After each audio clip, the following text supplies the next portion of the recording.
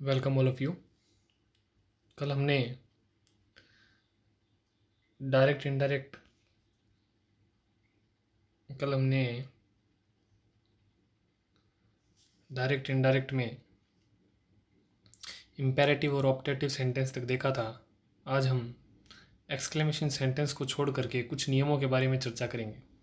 Exclamation sentence यानी ऐसे वाक्य जो विस्मयबोधक का बोध करवाते हैं, जिनके अंत में विस्मयबोधक साइन होता है, उनके बारे में हम अलग से एक पूरी कक्षा में चर्चा करेंगे। आज हम कुछ सामान्य नियमों को देखेंगे वापस पुनः एक बार। डायरेक्ट से इनडायरेक्ट में कैसे बदलने के जो सामान्य नियम हैं, आप इन्हें ध्यान से देखिएगा व अपनी नोटबुक में भी नोट करने का प्रयास कीजिएगा। सबसे पहले आप देख सकते हैं यहाँ पे कि डायरेक्ट से इनडायरेक्ट में बदलने के लिए जो बेसिक नियम कार्य करते हैं उन पे हम चर्चा करें तो पहला हमारा नियम होता है इनडायरेक्ट स्पीच में इन्वर्टेड कोमा को हटा देते हैं। यानी कि अब हम उन नियमों के बारे में बात करेंगे जो हर प्रकार के वाक्य में कैसे कार्य करते हैं। उनकी एक पूरी सीरीज़ है जिससे आप अच्छे नोट्स भी बना सकें। इनडायरेक्ट स्पीच में सर्वप्रथम हम क्या करते हैं, जो हमें इन्वर्टेड कोमा दिया होता है उसे हमें हटाना होता है। यानी इनडायरेक्ट स्पीच में कभी कोमा और इन्वर्टेड कोमा नहीं आता। सेकंड देखिएगा, रिपोर्टिंग वर्ब के बाद कोमा का प्रयोग नहीं होता। यानी इन्वर्टेड कोमा और कोमा का प्रयोग इनडायरेक्ट में कभी भी नहीं होता। ये नियम आपको हमेशा याद रखना है कि जब भी डायरेक्ट से इनडायरेक्ट परिवर्तित करो तो कोमा और इन्वर्टेड कोमा को हमेशा हटाया जाता है। तीसरा नियम देखिएगा, रिपोर्टिंग वर्ब का टेंस कभी नहीं बदलता। यानी रिपोर्टिंग वर्ब का जो टेंस होता है वह हमेशा यथावत रहता है, कभी भी बदला नहीं जाता। एग्जाम्पल के लिए देखिएगा, आप देखिएगा जैसे कि ये आपको एस ए वाई से दिया है। पहली बात तो आपको पता होना चाहिए कि रिपोर्टिंग वर्ब क्या होता है। तो कोमा से बाहर जो सेंटेंस होता है जिसमें एक सब्जेक्ट और एक ऑब्जेक्ट होता है, उनके मध्य में जो वर्ब दी हुई होती है उसे रिपोर्टिंग वर्ब कहते हैं और इस पूरे वाक्य को रिपोर्टिंग वर्ब सेंटेंस कहते हैं। तो रिपोर्टिंग वर्ब के टेंस में कभी भी कोई परिवर्तन नहीं होता। जैसे एस ए वाई से दिया हुआ है तो ये जो से है इसको हम टेल में परिवर्तित करते हैं। तो ये जो टेल है तो ये भी वर्ब की फर्स्ट फॉर्म, ये भी वर्ब की फर्स्ट फॉर्म, यानी टेंस में कोई परिवर्तन नहीं हुआ। या आपकी देखिए कि S A I D sad दिया है, यदि उसे मैं टोल्ड में चेंज करूँ या आस्क्ड में चेंज करूँ तो मैं वर्ब की सेकंड फॉर्म को किस में चेंज कर रहा हूँ, वर्ब की सेकंड फॉर्म में। यानी इसके टेंस में कोई भी परिवर्तन नहीं हो रहा। रिपोर्टिंग वर्ब को रिपोर्टेड स्पीच के भाव के अनुसार टोल्ड, रिक्वेस्टेड, एडवाइज्ड और ऑर्डर में बदल देते हैं। ये हमने वाक्य के प्रकार देखे थे कि जब हम साधारण वाक्य है या असर्टिव वाक्य देखते हैं तो उसमें हम सेड टू को टोल्ड में बदलते हैं। जब निवेदनात्मक वाक्य होता है, इंपेरेटिव होता है, वर्ब की फर्स्ट फॉर्म से प्रारंभ हो रहा है और आपको लग रहा है कि उसमें रिक्वेस्ट की जा रही है तो सेड टू को रिक्वेस्टेड में बदलते हैं। जब वाक्य वर्ब की फर्स्ट फॉर्म से प्रारंभ होता है और आपको लगता है कि उसमें सलाह दी जा रही है तो उसे एडवाइज्ड में बदला जाता है। जब वाक्य वर्ब की फर्स्ट फॉर्म से प्रारंभ होता है और आपको लगता है कि उसमें ऑर्डर दिया जा रहा है तो उसे ऑर्डर्ड में बदला जाता है।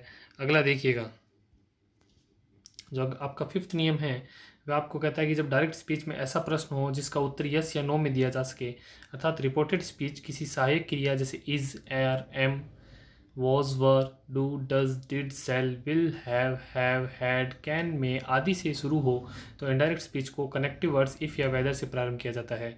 उसके बाद कर्ता लगाकर फिर से क्रिया का प्रयोग करते हैं। उसके बाद देखो कर्ता लगा के फिर से क्रिया का, इसको ध्यान से देखिएगा।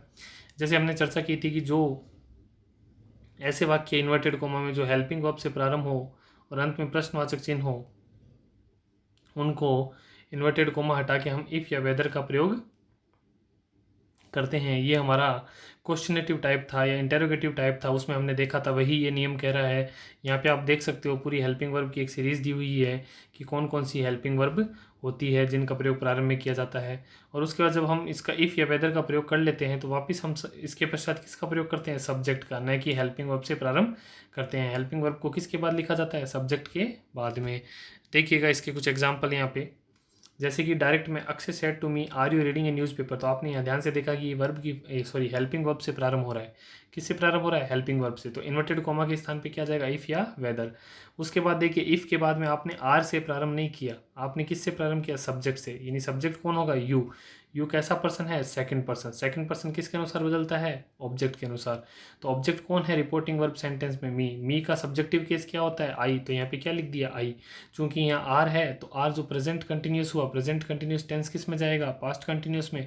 तो वहाँ पे हेल्पिंग वर्ब क्या होती है, वॉज और वर, आई के साथ आप यूज़ कर सकते हो। इस प्रकार से आपका बदलाव हुआ और लास्ट में क्वेश्चन मार्क को भी हटा दिया जाता है। अगला वाक्य देखिएगा, I said to him can you tell me what the time is. तो यहाँ पे आपने देखा कि कैन से शुरू हो रहा है। कैन एक प्रकार से मॉडल है, या हम कह सकते हैं कैन एक सेकेंडरी ऑक्सिलरी है। ऑक्सिलरी क्या होता है? सेकेंडरी ऑक्सिलरी है। ऑक्सिलरी क्या होता है? ऑक्सिलरी हेल्पिंग वर्ब ही होता है। एक तरह से ऑक्सिलरी यानी कि सहायक क्रिया, हेल्पिंग वर्ब यानी कि सहायक क्रिया। तो ये जो कैन है, इस कैन को हम हटा करके, सॉरी इन्वर्टेड कोमा को हटा के हम इफ़ या वेदर का प्रयोग कर सकते हैं। उसके बाद हम सब्जेक्ट से प्रारंभ करते हैं, यानी यू को लिखेंगे। तो हमें पता है यू सेकंड पर्सन है, तो ऑब्जेक्ट के अनुसार बदलेगा। ऑब्जेक्ट हिम है, हिम का सब्जेक्टिव केस क्या होता है? ही। तो यहाँ पे हमने किसका प्रयोग किया? ही। और कैन का हमने क्या कर दिया? कुड। समझ में आया? लास्ट में भी यहाँ पे देखो इज, टेंस कौन सा आता है? प्रेजेंट कंटिन्यूअस, तो हमने क्या कर दिया यहाँ पे? वॉज। तो टेंस का, काल का परिवर्तन वाक्य जितना भी लंबा हो उसमें बदलाव किया जाता है। अगला देखिएगा नियम 6, अगर रिपोर्टेड स्पीच में सहायक क्रिया डू या डज हो तो उसके बाद नोट नहीं हो तो इनडायरेक्ट बनाते समय उनको हटा देते हैं और मुख्य क्रिया को सिंपल पास्ट टेंस में लिखते हैं। ये नियम ध्यान से देखिएगा कि अगर रिपोर्टेड स्पीच में यानी इन्वर्टेड कोमा में सहायक क्रिया डू और डज दी हो और उसके बाद नोट नहीं हो, ये ध्यान रखना कि डू डज दिया और नोट नहीं हो तो इनडायरेक्ट बनाते समय उनको हटा देते हैं और मुख्य क्रिया को सिंपल पास्ट टेंस में बदल देते हैं। तो यहाँ देखिएगा डू दिया है तो हमने क्या किया? इसकी जगह इफ़ और वेदर का प्रयोग किया। उसके बाद हमने डू को हटा दिया और यहाँ सिंपल पास्ट यानी सब्जेक्ट के बाद वर्ब की सेकंड फॉर्म, सब्जेक्ट और वर्ब के बाद सेकंड फॉर्म। तो यहाँ सब्जेक्ट यू सेकंड पर्सन, इसके अनुसार बदल के हमने क्या कर दिया? आई कर दिया और इसकी सेकंड फॉर्म क्या होगी? न्यू। तो ये देखिए, आपको पता रहना चाहिए कि यदि इनडायरेक्ट स्पीच में आपका जो स्पीच होता है, स्पीच सेंटेंस होता है, आप जो बोलते हो रिपोर्टेड स्पीच, उसमें यदि डू और डज दिया हो तथा उसके बाद नोट नहीं दिया हो तो हम क्या करते हैं? इनडायरेक्ट बनाते समय डू और डज को हटा देते हैं तथा वहाँ उस वाक्य को पास्ट सिंपल में चेंज कर देते हैं। पास्ट सिंपल में चेंज करने का अर्थ है सब्जेक्ट के साथ वर्ब की सेकंड फॉर्म का यूज़ करना। सब्जेक्ट के साथ किसका यूज़ करना? वर्ब की सेकंड फॉर्म का प्रयोग करना। अगला नियम देखिएगा, रूल नंबर 7। रूल नंबर 7 कहता है कि अगर रिपोर्टेड स्पीच में डू या डज के बाद नोट हो तो डू या डज के स्थान पे डिड कर दिया जाता है। इस प्रकार रिपोर्टेड स्पीच के वर्ब का पास्ट टेंस अपने आप बन जाता है। तो उसमें हमारे नोट नहीं था, इसमें जब नोट हो तो हम क्या करते हैं? डिड करते हैं। तो यहाँ देखिएगा इन्वर्टेड कोमा हटा के किसका प्रयोग किया? इफ़ का। वही है क्योंकि ये वर्ब हेल्पिंग वर्ब से प्रारंभ हो रहा है, अंत में प्रश्नवाचक है। यू सेकंड पर्सन है तो ऑब्जेक्ट के अनुसार बदलेगा। ऑब्जेक्ट मी है, मी का सब्जेक्टिव केस क्या होता है? आई होता है। तो यहाँ क्या कर दिया? आई। अब चूंकि डू और नॉट भी दिया है, डू और नॉट भी दिया है तो हमारा नियम कहता है कि डू और नॉट दिया हो तो डिड का प्रयोग किया जाता है। तो I did not obey him. तो ये देख लीजिएगा आप ये नियम अच्छे से। अगला नियम देखिएगा, अगर रिपोर्टेड स्पीच में डिड हेल्पिंग वर्ब हो तो इसे हटाकर मुख्य क्रिया को पास्ट परफेक्ट टेंस में बदल देते हैं। यानी कि आपको कभी भी डिड दिया हो, जैसे यहाँ पे डिड दिया है, अब देखो ये हमारा नियम काम करता है। डिड दिया है, डिड दिया मतलब पास्ट सिंपल। आपको पता है जब भी पास्ट सिंपल आता है तो पास्ट सिंपल टेंस को बदल के हम किस में करते हैं? पास्ट परफेक्ट में। किस में बदलते हैं? पास्ट परफेक्ट में। चूंकि पास्ट सिंपल की हेल्पिंग वर्ब डिड होती है तो पास्ट परफेक्ट की हेल्पिंग वर्ब क्या है? हैड प्लस वर्ब की थर्ड फॉर्म हो गई, हैड आती है। तो वही नियम लगा लो, या फिर ये जो नियम मैं आपको बता रहा हूँ यहाँ पे लिखा हुआ वो नियम लगा सकते हो। तो यहाँ वाक्य दिया है he said to me did you give me your pen. तो आपने इस वाक्य को जब देखा कि ये डिड से प्रारंभ हो रहा है, यानी कि किससे प्रारंभ हो रहा है? हेल्पिंग वर्ब से, और अंत में क्या दिया है? प्रश्नवाचक चिन्ह। यानी आपका ये इंटेरोगेटिव टाइप हो गया। इंटेरोगेटिव टाइप हो गया तो आप सेड टू को आस्क में बदलते हो, इन्वर्टेड कोमा का आपने इफ़ या वेदर दोनों में से कुछ भी कर सकते हो। उसके बाद आप देखेंगे कि यहाँ यू सब्जेक्ट है तो सबसे पहले हम सब्जेक्ट को लिखेंगे, यू को हम मी के अनुसार बदलेंगे। मी का सब्जेक्टिव केस आई हो गया। चूँकि ये डिड पास्ट सिंपल आता है, पास्ट सिंपल को हम पास्ट परफेक्ट में बदलते हैं तो यहाँ पे हम क्या कर देंगे? हैड कर देंगे। अगला 9th नियम देखिएगा, यदि रिपोर्टेड स्पीच में प्रश्न सूचक शब्द व्हाट, हु, विच, हुम, हुज, व्हेन, व्हाई, हाउ आदि से शुरू होती हो तो इनडायरेक्ट स्पीच में कोई अन्य कनेक्टिव नहीं लगाना चाहिए। इस बात को ध्यान दीजिएगा कि कोई भी अन्य कनेक्टिव नहीं लगाते, अन्य संयोजक वर्ड यूज नहीं करते, वे ही शब्द कनेक्टिव के रूप में यूज होते हैं। यानी कि यदि वॉट आया तो इन्वर्टेड कोमा हट के हम क्या लिखते हैं? वॉट लिखते हैं। वही क्वेश्चनेटिव WH टाइप जो वाक्य होते हैं वही नियम है ये। WHO हु का प्रयोग करते हैं। विच दिया हो तो विच का करेंगे, होम दिया तो होम का करेंगे, हुज दिया तो हुज दिए। वाक्य देखिएगा, I said to her who are you. तो यहाँ आपने देखा कि WH वर्ड से शुरू हो रहा है और अंत में प्रश्नवाचक है यानी क्वेश्चनेटिव हुआ। तो सेड टू को आस्क में बदला, इन्वर्टेड कोमा के स्थान पे उसी WH वर्ड का जो डायरेक्ट में दिया है, डायरेक्ट में क्या दिया है? हु दिया है। हु दिया तो यहाँ पे भी किसका प्रयोग करोगे? हु का। उसके बाद इसे साधारण वाक्य में बदलने का प्रयास करेंगे तो सब्जेक्ट यू होगा। यू होगा तो वो किसके अनुसार बदलेगा? ऑब्जेक्ट के अनुसार, रिपोर्टिंग वर्ब के ऑब्जेक्ट के अनुसार। हर के लिए सब्जेक्टिव केस क्या होता है? सी होता है। तो यहाँ पे सी वॉज, ये कोई मैं जादुई शब्द नहीं बोल रहा हूँ, ये मैं पिछले वीडियो में बात कर चुका हूँ कि सी हर कैसे होता है। तो ये क्या हो जाएगा, सी वॉज। अगला वाक्य देखिएगा, he said to him where do you live. यहाँ पे आपने देखा कि WHERE वेयर, वेयर यानी कहाँ से ये वाक्य प्रारंभ हो रहा है, और अंत में प्रश्नवाचक चिन्ह है, यानी कि ये किस प्रकार का वाक्य हुआ, क्वेश्चनेटिव वाक्य। तो आपको ये ध्यान रखना है कि जब आप इसको बदलोगे तो सेड टू आस्क में जाएगा, इन्वर्टेड कोमा हट के वही WH वर्ड आएगा जो डायरेक्ट इनडायरेक्ट में प्रयुक्त हुआ है। यहाँ पे डायरेक्ट इनडायरेक्ट में किसका प्रयोग किया गया है, वेयर का, तो यहाँ पे क्या आएगा, वेयर। उसके बाद इसे साधारण वाक्य में बदलेंगे तो हमने यहाँ पे देखा कि डू आया है, डू आया यानी कि कैसा हो गया, प्रेजेंट सिंपल। प्रेजेंट सिंपल का परिवर्तन पास्ट सिंपल में किया जाता है। पास्ट सिंपल यानी कि वर्ब की फर्स्ट फॉर्म, वर्ब की सेकंड फॉर्म। तो यू को हम सेकंड पर्सन के अनुसार ऑब्जेक्ट के अनुसार बदलेंगे, हिम है तो सब्जेक्टिव केस क्या आ जाएगा, ही आ जाएगा। और यहाँ पे हमने देखा कि लिव्ड, लिव्ड यानी वर्ब की सेकंड फॉर्म कर दी। 10वां नियम देखिएगा, रिपोर्टिंग वर्ब सैड टू को आस्क्ड इंक्वायर्ड ऑफ में बदल सकते हैं, यानी आप रिपोर्टिंग वर्ब सैड टू को आस्क्ड या इंक्वायर्ड ऑफ में भी बदल सकते हैं। अगला देखिएगा, प्रश्नवाचक वाक्यों में दैट कंजक्शन का प्रयोग नहीं होता, यानी कोई भी प्रश्नवाचक वाक्य है तो उसमें THAT दैट कंजक्शन का प्रयोग नहीं किया जाता है। रूल संख्या 12 देखिएगा, इनडायरेक्ट में प्रश्नवाचक वाक्य को साधारण वाक्य बना देते हैं, यानी कि इनडायरेक्ट में प्रश्नवाचक वाक्य यानी ऐसा वाक्य जिसके अंत में क्वेश्चन मार्क दिया हो, तो उसका जब भी हम इनडायरेक्ट बनाते हैं तो हमेशा हम क्वेश्चन मार्क साइन को हटा करके फुल स्टॉप का प्रयोग करते हैं। फुल स्टॉप का प्रयोग करने का अर्थ ही क्या हो गया, आप एक पॉजिटिव सेंटेंस, एक सकारात्मक वाक्य बना रहे हो, एक साधारण वाक्य बना रहे हो, तो आप उसे किस में बदल रहे हो, असर्टिव वाक्य में। किस में बदल रहे हो, असर्टिव वाक्य में। अगला देखिएगा, रिपोर्टेड स्पीच के प्रोनाउन वर्ब तथा अन्य शब्दों को असर्टिव सेंटेंस के नियमों के अनुसार बदलते हैं, यानी कि हमारा जो प्रोनाउन होता है और वर्ब होता है उनको नियमों के अनुसार कैसे बदलते हैं। प्रोनाउन मैंने आपको बता ही दिया था, एक बार पुनः बता देता हूँ, ध्यान से देखिएगा। प्रोनाउन 3 तरह के होते हैं, एक फर्स्ट पर्सन होता है, एक सेकंड पर्सन होता है और एक थर्ड पर्सन होता है। फर्स्ट पर्सन के अंदर हमने बात की थी आई और वी आते हैं, सेकंड पर्सन के अंदर हमने बात की थी यू आता है, थर्ड पर्सन में हमने बात की थी ही, शी, इट और दे आते हैं। ये हमने पहले चर्चा कर चुके हैं, पहले वाले वीडियो देखिएगा। तो ये थे कि प्रोनाउन 3 तरह के होते हैं, फर्स्ट पर्सन, सेकंड पर्सन और थर्ड पर्सन। फर्स्ट पर्सन में आई और वी आता है, सेकंड पर्सन में यू आता है, थर्ड पर्सन में ही, सी, इट और दे आता है। अब इन प्रोनाउन को कैसे बदलते हैं, फर्स्ट, सेकंड और थर्ड, यानी कि फर्स्ट पर्सन बदलता है सब्जेक्ट के अनुसार, सेकंड बदलता है ऑब्जेक्ट के अनुसार, थर्ड में कोई भी बदलाव नहीं होता। पुनः देखिएगा, फर्स्ट पर्सन का परिवर्तन यानी आई और वी का परिवर्तन सब्जेक्ट के अनुसार, सेकंड पर्सन का परिवर्तन ऑब्जेक्ट के अनुसार, थर्ड पर्सन में कोई भी बदलाव नहीं होता। अब आपको मुख्यतः यहाँ पे एक चीज़ ध्यान रखनी है कि सर सब्जेक्ट और ऑब्जेक्ट क्या होते हैं, तो जो इन्वर्टेड कॉमा से पहले वाक्य दिया होता है उसमें जो वाक्य को कहने वाला है वह हमारा सब्जेक्ट होता है और जो वाक्य को सुनने वाला है वह हमारा ऑब्जेक्ट होता है।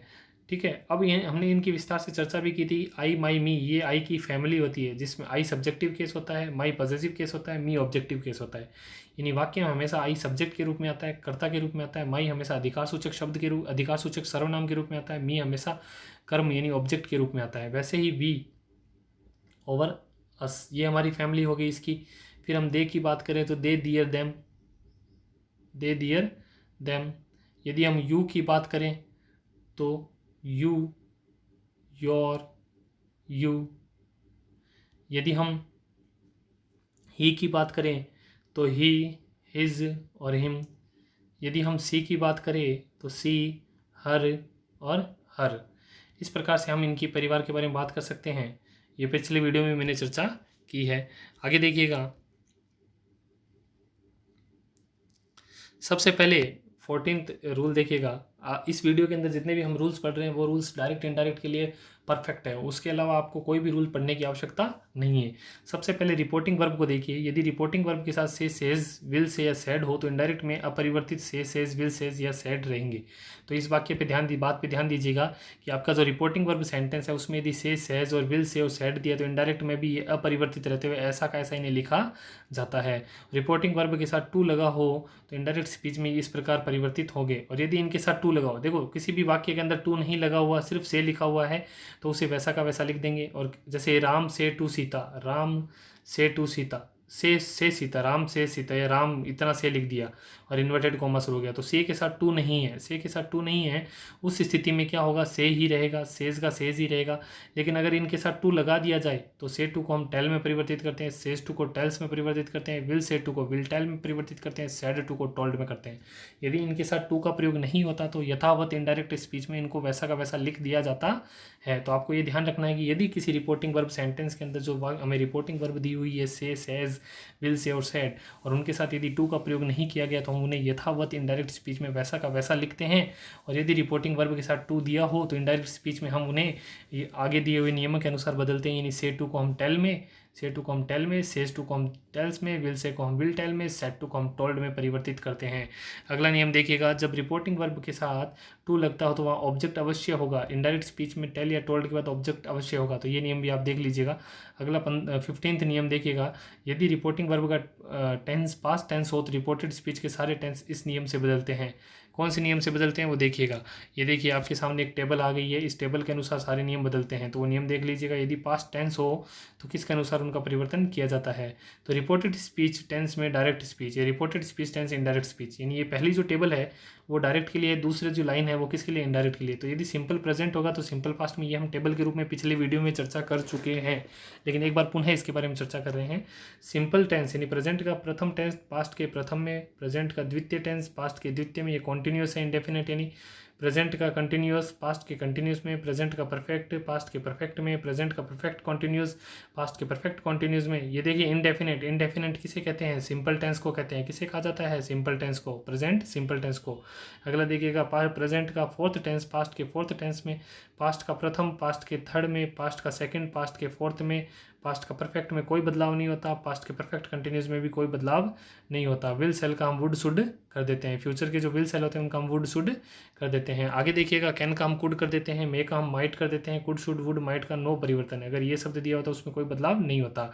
अब ध्यान से देखिएगा, इसको मैं थोड़ा और विस्तार से आपको एलोबरेट कर देता हूँ। ये कक्षा थोड़ी फास्ट चल रही है क्योंकि मैं चाहता हूँ कि मैं आपको आज की कक्षा में डायरेक्ट इनडायरेक्ट के वो सारे नियम बता दूँ जिनके आधार पे आप डायरेक्ट इनडायरेक्ट आसानी से कर सको। अगला देखिएगा, जैसे हमने प्रेजेंट सिंपल की बात की थी तो वहाँ वर्ब की फर्स्ट फॉर्म प्लस एस या ई एस आता है, और उसका पास्ट सिंपल में परिवर्तन होना है नहीं, वहाँ पे हम किसका प्रयोग करेंगे, वर्ब की सेकंड फॉर्म का। या प्रेजेंट सिंपल में डू और डज आता है, नॉट डू और डज आता है तो उसका हम किस में चेंज करेंगे, डिड में।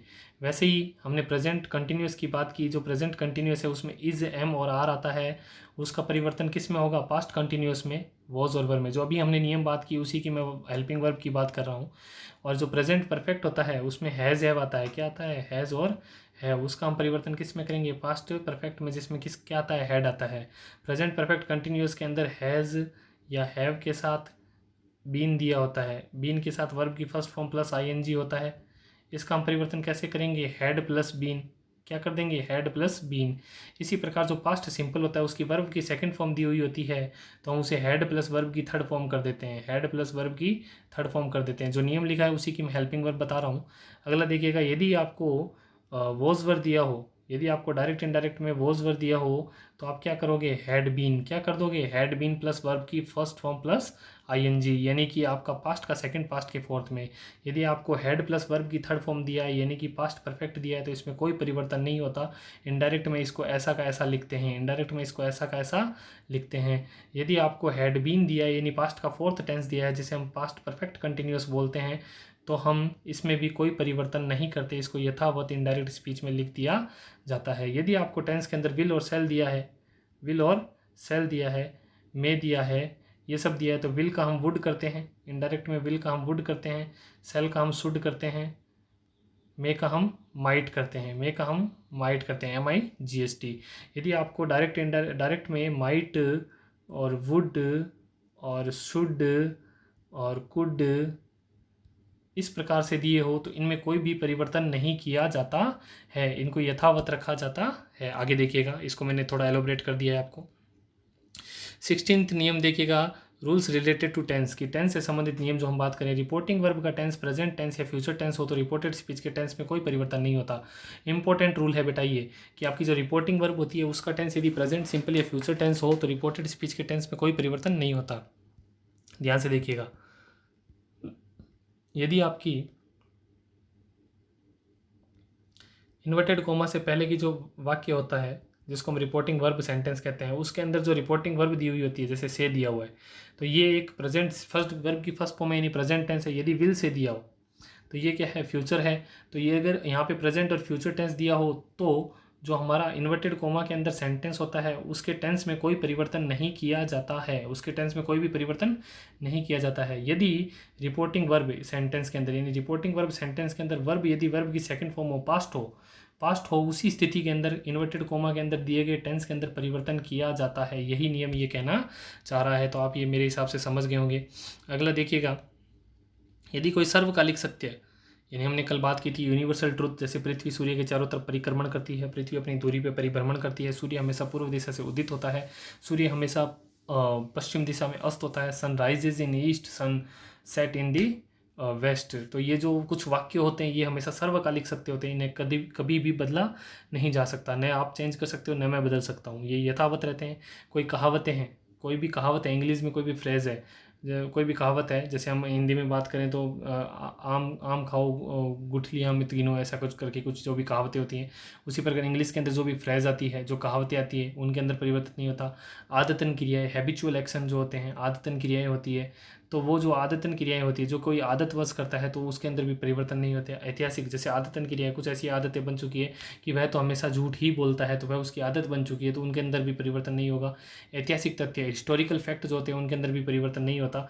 अगर बात की जाए तो जैसे कि ताजमहल का निर्माण शाहजहां ने करवाया, तो उसके अंदर आप क्या परिवर्तन करोगे, वो एक हिस्टोरिकल फैक्ट है। अगला देखिए अपरिवर्तित तथ्य, ऐसे तथ्य जिनमें परिवर्तित नहीं किया जा सकता, इन सब के अंदर कोई भी टेंस में परिवर्तन नहीं होता, ये आप ध्यान रखिएगा। अगला नियम देखिएगा, जब रिपोर्टिंग वर्ब भूतकाल का हो तब निम्नलिखित रिपोर्ट स्पीच को निम्नानुसार बदला जाता है। तो आप ध्यान दीजिएगा कि कुछ शब्द जो डायरेक्ट इनडायरेक्ट के अंदर आते हैं तो उनमें क्या परिवर्तन किए जाते हैं। तो यहाँ पे जो टेबल है वो डायरेक्ट की है और यहाँ पे जो टेबल है वो इनडायरेक्ट की है। यदि डायरेक्ट के अंदर एगो दिया हो तो उसका बिफोर कर देते हैं, एगो यानी भी पहले होता है, बिफोर यानी भी पहले होता है। तो जो हैंस दिया हो तो उसका थैंक्स कर देते हैं, हेयर दिया हो तो देयर कर देते हैं, हाइयर दिया हो तो थाइयर कर देते हैं, last night previous night, last week का हम प्रीवियस वीक करते हैं, नेक्स्ट वीक का हम फॉलोइंग वीक करते हैं, नाउ का हम देन करते हैं। तो ये इस प्रकार से कुछ टेबल है, मैं आराम से आपको ऊपर करके दिखा देता हूँ ताकि आप इसका स्क्रीनशॉट ले सकें या फिर वीडियो को पॉज करके आसानी से अपनी नोटबुक के अंदर इसे लिख सके। तो ये इस प्रकार से कुछ परिवर्तन किए जाते हैं। अगला देखिएगा, the last fortnight, previous fortnight, these those में परिवर्तित होती है, दिस दैट में होता है, थस सो में होता है, टुडे दैट डे में होता है, टुमारो द नेक्स्ट डे में होता है, टू नाइट दैट नाइट में होता है, यस्टरडे द प्रीवियस डे में होता है। इस प्रकार से कुछ परिवर्तन किए जाते हैं। अगला देखिएगा रूल 17। रूल 17 क्या कहता है वो ध्यान से देखिएगा। रूल 17 कहता है प्रोनाउन से रिलेटेड, इनडायरेक्ट स्पीच में परिवर्तन होने पे रिपोर्टेड स्पीच के प्रोनाउन को सन, देखो ये एस ओ एन हम जिस पे चर्चा कर चुके हैं कि सब्जेक्ट फर्स्ट पर्सन जो है, ये वन जो है वो फर्स्ट पर्सन को रिप्रेजेंट करता है, आई और वी को वे सब्जेक्ट के अनुसार बदलते हैं। सेकंड जो है वो सेकंड पर्सन यू को रिप्रेजेंट करता है, वे ऑब्जेक्ट के अनुसार बदलते हैं। और थर्ड पर्सन के अंदर नो यानी कोई भी परिवर्तन नहीं होता। तो यहाँ पे देखिए मैं टेबल एक बार मैंने आपको यहाँ पे बना के दे दी है ताकि आप अपनी नोटबुक के अंदर आसानी से इसको नोट कर सकें।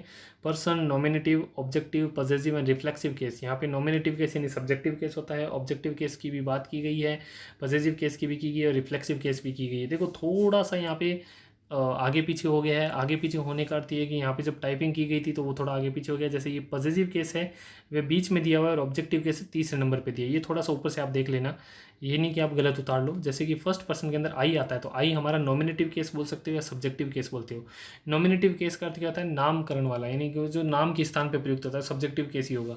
ऑब्जेक्टिव केस है वो देखो ये तीसरे नंबर पर, यहाँ पे बीच में क्या होगा, पॉजिटिव केस होगा। तो ये थोड़ा सा देख लेना आप, आगे मिस प्रिंट सा हो गया है। तो पॉजिटिव केस माई हुआ, ऑब्जेक्टिव केस मी हुआ, रिफ्लेक्सिव केस माई सेल्फ हुआ। जो रिफ्लेक्ट होकर आता है, प्रतिबिंबित होता है, इस पर हम बाद में चर्चा करेंगे। रिफ्लेक्टिव, क्योंकि आज हम नियमों की चर्चा करें। रिफ्लेक्टिव क्या होता है, प्रतिबिंबित होना, स्वयं पे वापस लौट के आना।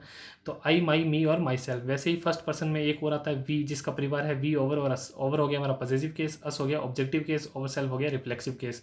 हिंदी भी इनकी सबकी साथ लिखी हुई है। सेकंड पर्सन के अंदर यू आता है, जिसे तुम बोलते हैं, योर हो गया इसका पॉजिटिव केस, यू हो गया ऑब्जेक्टिव, योर सेल्फ हो गया जो रिफ्लेक्सिव केस है। उसी प्रकार हमने थर्ड पर्सन के लिए यहाँ पे लिख दिया है, आप देख लीजिएगा कि he, his, him, himself. Third person she, her, आगे महादेव मत बोलिएगा, हर सेल्फ होता है, हर बोल के आप महादेव बोल दो, नहीं, सी, हर सेल्फ। अगला देखिएगा थर्ड पर्सन दे, दियर और देम और देम सेल्फ। एग्जाम्पल देखिएगा कुछ, इसके हमने एग्जाम्पल लिखे हैं यहाँ पे। तो सी सेज टू किरण, कुछ एग्जाम्पल देख लीजिए इन नियमों के आधार पे। I will teach you an अमन। तो यहाँ हमने इन्वर्टेड कोमा के पास देखा, हमारा सबसे पहला ही कार्य ये होगा कि हम इन्वर्टेड कोमा के पास जाकर ही देखेंगे कि हमारे को कौन सा वाक्य दिया है। तो हमने देखा तो ये आई से प्रारंभ हो रहा है, प्रोनाउन से प्रारंभ हो रहा है, उसके बाद हेल्पिंग वर्ब दिए, नहीं एक तरह से ये साधारण वाक्य हुआ। तो साधारण वाक्य में जब हम देखेंगे यहाँ पे सेज टू दिया है, सेज टू दिया है, इसलिए हम सेज टू को परिवर्तित करेंगे। यदि सिर्फ सेज दिया होता तो परिवर्तित नहीं करते। अब सेज टू दिया है तो उसे हम किस में परिवर्तित करेंगे, टेल्स में करेंगे। चूँकि यहाँ पे सेज है, सेज यानी वर्ब की फर्स्ट फॉर्म के साथ एस यानी प्रेजेंट सिंपल, यानी कि इसके जो रिपोर्टिंग स्पीच है उसके टेंस में कोई परिवर्तन नहीं होगा। इन्वर्टेड कोमा हट के दूसरा परिवर्तन दैट आएगा। आई जो प्रोनाउन है उसे हम परिवर्तित करेंगे, आई फर्स्ट फर्स्ट पर्सन है तो सब्जेक्ट के अनुसार बदलेगा। सी का भी कौन सा केस है, सी विल टीच, क्योंकि सेज दिया है, इसके टेंस में कोई परिवर्तन नहीं होगा। यहाँ पे देखिए यू आया है, वर्ब के बाद यू आया है, क्रिया के बाद जब भी कोई यू आए तो वह हमारा क्या होता है, ऑब्जेक्ट होता है। तो इसका ऑब्जेक्टिव केस क्या आएगा, यू सेकंड पर्सन के अनुसार बदलेगा। यहाँ पे किरण है, किरण लड़की होती है तो लड़की का ऑब्जेक्टिव केस भी क्या होता है, हर होता है। एंड अमन, अमन नाम है तो उसके अंदर थर्ड पर्सन हुआ तो कोई परिवर्तन नहीं हुआ। अगला देखिए राधा सेट टू, सॉरी ये थर्ड पर्सन नहीं है, अपने आप में एक नाम है तो इसमें कोई परिवर्तन नहीं होगा। अगला देखिएगा Radha said to Shweta I will give my toys to you, तो यहाँ पे हमने देखा कि यहाँ सैड आ गया, सैड आ गया तो इसके टेंस में परिवर्तन होगा। तो सेट टू का हमने टोल्ड किया, इन्वर्टेड कोमा का दैट किया, ही आई कॉम फर्स्ट पर्सन के अनुसार बदलेंगे, फर्स्ट पर्सन राधा है तो यहाँ पे मिस प्रिंट हो गया। देखिएगा राधा लड़का नहीं होती है, लड़की होती है, इसलिए यहाँ पे क्या आएगा, सी आएगा। यहाँ हम टेंस का परिवर्तन करेंगे क्योंकि यहाँ पे सेट टू दिया है तो विल का हम क्या कर देंगे, वुड कर देंगे।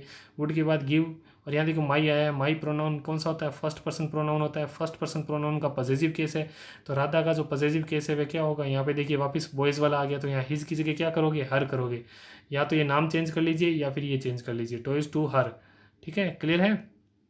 तो ये कुछ वाक्य हमने देखे, और भी वाक्य हैं वो हम बाद में देखेंगे। अगला नियम देख लीजिएगा कि अगर रिपोर्टिंग वर्ब में ऑब्जेक्ट ना हो, यानी किसी रिपोर्टिंग वर्ब में ऑब्जेक्ट ना हो तो रिपोर्टिंग स्पीच के सेकंड पर्सन को बदलने के लिए हमें कोई भी पर्सन मान सकते हैं और वाक्य बना सकते हैं। देखो उदाहरण नंबर 6, ठीक है, तो कोई भी पर्सन मान के आप वाक्य बना सकते हो। पर्सन का परिवर्तन करते समय ये ध्यान रखें कि पर्सन बहुवचन हो तो परिवर्तन बहुवचन में होगा, यदि पर्सन पॉसेसिव हो तो पॉसेसिव। हाँ ये देखिए, जब भी हम प्रोनाउन के पर्सन के परिवर्तन करते हैं तो यदि वह हमें बहुवचन दिया है तो हमें हमेशा उसका बहुवचन लिखना होता है। यदि पॉसेसिव केस दिया है तो हमेशा हम क्या करते हैं, पॉसेसिव केस करते हैं। रिपोर्ट अप्रत्यक्ष कथन की रिपोर्ट यानी इनडायरेक्ट स्पीच के सहायक क्रियाएं परिवर्तित प्रोनाउन के अनुसार बदल दी जाती है। तो इसमें देखिए एम का वाज होना यानी कि प्रेजेंट कंटिन्यूस का पास्ट कंटिन्यूस होना, तो इस प्रकार से परिवर्तित कर दी जाती है। उम्मीद करता हूँ कि आपको आज की जो नियमावली बताई गई है, जो डायरेक्ट इनडायरेक्ट के नियमों के ऊपर चर्चा की गई है, वो आपको समझ में आएगी। और ये वीडियो, ये नियम जो है आप अच्छे से नोट कर लीजिएगा। ये सामान्य साधारण नियम होते हैं, कुछ स्पेशल नियम भी इसके अंदर ऐड है जो आपको डायरेक्ट इनडायरेक्ट समझाने में बहुत ही महत्वपूर्ण साबित हो सकते हैं। डायरेक्ट इनडायरेक्ट के लिए ये एक की साबित हो सकती है, कुंजी साबित हो सकती है। और मैं आपसे कहना चाहूँगा कि एक्सक्लेमेशन वाले वाक्य और लेटस वाले वाक्य हम अगले वीडियो में चर्चा करेंगे।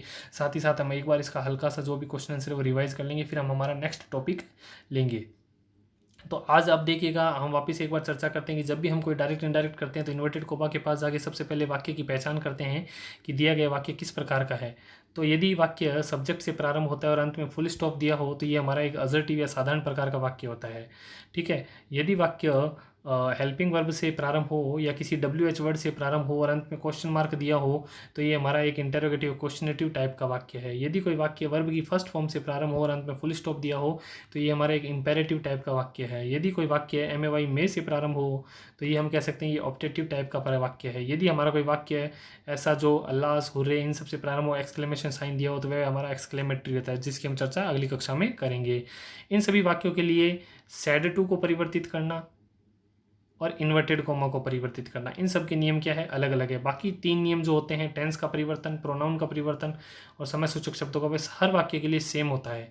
बाकी इन सब वाक्यों के लिए 2-2 चीज़ें अलग होती है। जैसे अगर आपका असर्टिव वाक्य है, साधारण वाक्य है, तो सेड टू को हम किस में सामान्यतः चेंज करते हैं, टोल्ड में, और इन्वर्टेड कोमा को हम किस में करते हैं, दैट में।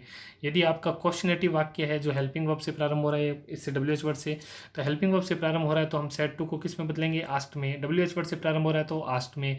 हेल्पिंग वर्ब से प्रारंभ होता है इन्वर्टेड कोमा को हटा के इफ या वेदर का प्रयोग करते हैं। WH वर्ड से प्रारंभ होता है उसी WH वर्ड का प्रयोग करते हैं। और ये प्रयोग करने के बाद हम वाक्य को सब्जेक्ट से लिखते हैं इंडायरेक्ट स्पीच में, मतलब साधारण वाक्य में परिवर्तित कर देते हैं, क्वेश्चन मार्क को हटा के फुल स्टॉप का प्रयोग किया जाता है। यदि आपका वाक्य वर्ब की फर्स्ट फॉर्म से प्रारंभ होता है तो वाक्य का सेंस देखा जाता है, भावार्थ देखा जाता है कि वह क्या कहना चाह रहा है, उसी अनुसार हम सेड टू को चेंज करते हैं। सेड टू को हम एडवाइज्ड में चेंज कर सकते हैं, ऑर्डर्ड में चेंज कर सकते हैं, इस पर हमने कल विस्तार से चर्चा की थी। रिक्वेस्टेड में चेंज कर सकते हैं, एडवाइस कैसे बोध होता है, ऑर्डर कब बोध, ऑर्डर का कैसे पता चलता है, ये सब देखने के लिए आप पिछले वीडियो में जा सकते हो। ऑप्टेटिव के अंदर हम क्या करते हैं, साधारण में चेंज करते हैं, और मे का क्या कर देते हैं, माइट कर देते हैं। ये भी हमने पिछले वीडियो में चर्चा कर ली है। एक्सक्लेमेशन का अगले वीडियो में चर्चा करेंगे। और ये नियम अपनी अपनी नोटबुक के अंदर ज़रूर लिखिएगा। ये नियम आपको इतने वेल अप टू डेट नियम आपको कहीं भी नहीं मिलेंगे, तो ये नियम आप ज़रूर लिख लीजिएगा। इसमें जो मेहनत की गई है उसको ज़ाया मत कीजिएगा। वीडियो को अच्छे से देखिएगा, जब भी रिवाइज करना हो तब रिवाइज कीजिएगा। आज के लिए इतना ही। चैनल को सब्सक्राइब ज़रूर कीजिएगा, वीडियो को लाइक ज़रूर कीजिएगा, और अब जो भी पढ़ने का इच्छुक हो, जो डायरेक्ट इनडायरेक्ट पढ़ने का इच्छुक हो, जो भी इन टॉपिक को करने का इच्छुक हो, उस तक वीडियो को शेयर ज़रूर कीजिएगा। धन्यवाद।